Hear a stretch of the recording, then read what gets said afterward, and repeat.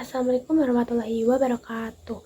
Halo teman-teman, bagaimana kabar kalian? Semoga kalian selalu sehat, semangat, dan ceria. Amin, amin ya rabbal alamin. Hari ini kita akan membahas puasa Ramadan dan puasa sunnah. Sebelum itu, perkenalkan saya Suranisa Valentini, NIM 203246163 dari Universitas Islam Negeri Kiai Haji Abdurrahman Wahid Pekalongan.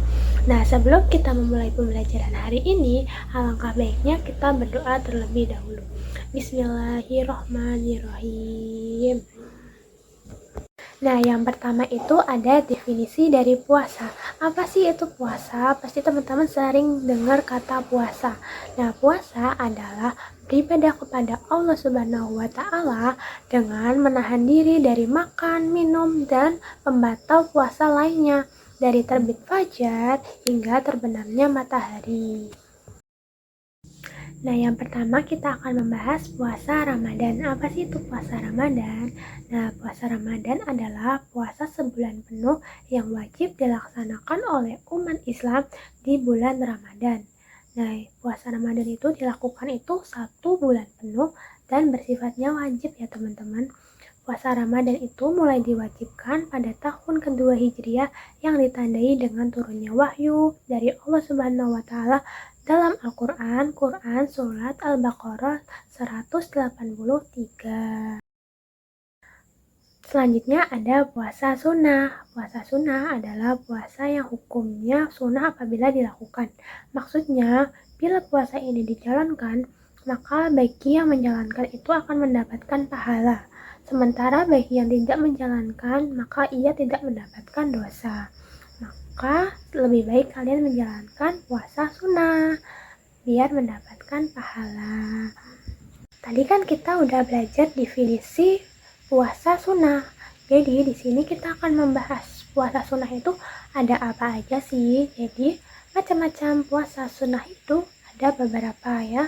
Kita yang pertama akan membahas puasa Senin Kamis. Puasa ini adalah kebiasaan Rasulullah yang dianjurkan bagi umatnya, yaitu puasa pada hari Senin dan hari Kamis. Yang kedua ada puasa Ayyamul Bid. Puasa ini dilakukan pada setiap pertengahan bulan Hijriah, tepatnya pada tanggal 13, 14, dan 15. Selanjutnya ada puasa Daud. Puasa Daud dilaksanakan selang-seling. Jadi maksudnya 1 hari puasa dan 1 hari tidak. Jadi kayak hari ini puasa, besok tidak, besoknya lagi puasa, seperti itu. Selanjutnya ada puasa Asyura. Puasa Asyura dilakukan pada tanggal 10 Muharram untuk mengingat peristiwa penyelamatan Nabi Musa dan kaumnya dari kejaran Fir'aun. Selanjutnya ada puasa Sya'ban. Puasa Sya'ban ini Rasulullah sering berpuasa di bulan Sya'ban. Keutamaan puasa ini adalah sebagai persiapan spiritual sebelum memasuki bulan Ramadan dan bertepatan dengan malam nisfu Sya'ban, pertengahan bulan. Selanjutnya ada puasa Syawal. Puasa Syawal dilaksanakan selama 6 hari di bulan Syawal setelah hari raya Idul Fitri.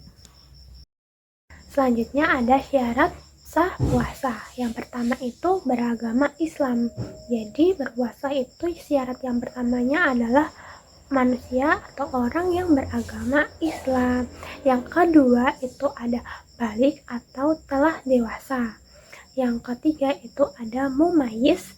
Yang keempat ada suci. Dan yang kelima wanita yang sedang haid dan nifas tidak sah puasanya. Mereka wajib mengganti pada hari lain di luar bulan Ramadan. Yang terakhir, puasa tidak pada hari yang dilarang berpuasa. Selanjutnya itu ada rukun puasa. Yang pertama itu niat, artinya keinginan dari hati untuk berpuasa karena Allah Subhanahu wa Ta'ala. Niat itu biasanya dilakukan pada malam hari. Yang kedua adalah menahan diri dari makan, minum, segala sesuatu yang membatalkan puasa sejak terbit fajar hingga terbenamnya matahari. Yang dibolehkan ketika puasa. Jadi ini yang tidak membatalkan ya teman-teman. Yaitu yang pertama ada berkumur-kumur asal tidak berlebihan dan tidak tertelan. Yang kedua, menelan ludah sendiri itu tidak apa-apa. Yang ketiga, mencicipi rasa makanan asal tidak ditelan. Lalu biasanya setelah dicicipin itu dibasuh dengan air. Terus yang keempat itu mandi. Mandi itu tidak membatalkan puasa ya teman-teman. Dan yang terakhir ada menggosok gigi. Jadi menggosok gigi itu tidak membatalkan puasa. Nah, selanjutnya itu yang membatalkan puasa. Kalau tadi kan hal-hal yang diperbolehkan. Nah, kalau ini itu tidak diperbolehkan atau yang membatalkan puasa itu. Nah, yang pertama, masuknya suatu benda seperti nasi, air, dan sebagainya ke dalam perut. Yang kedua, muntah dengan disengaja. Kalau tidak disengaja tidak apa-apa ya teman-teman.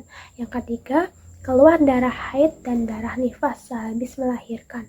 Itu membatalkan puasa. Yang keempat, berubah akal atau menjadi gila.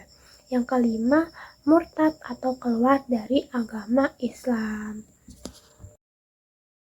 Nah, segitu pembahasan dari saya yang dapat saya sampaikan. Mohon maaf bila ada kekurangan, kesalahan kata, maupun ada hal-hal yang salah, mohon dimaafkan.